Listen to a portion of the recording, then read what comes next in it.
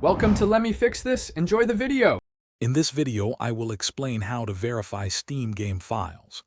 Verifying your game files is a crucial step for troubleshooting many common issues.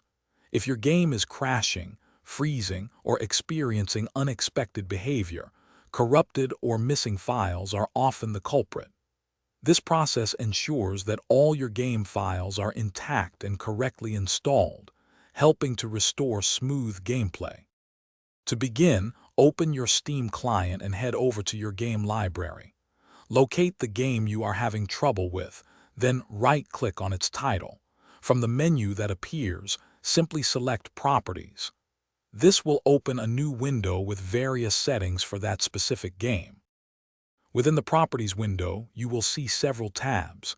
Click on the Installed Files tab. Here, you will find a button labeled Verify Integrity of Game Files. Click this button to start the process. Steam will then scan all your game files, comparing them to the official versions on its servers.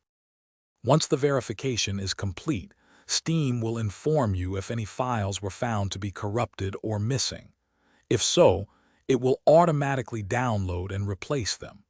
This process ensures your game is in optimal condition. After the repair, simply close the window and relaunch your game to see if the issue has been resolved.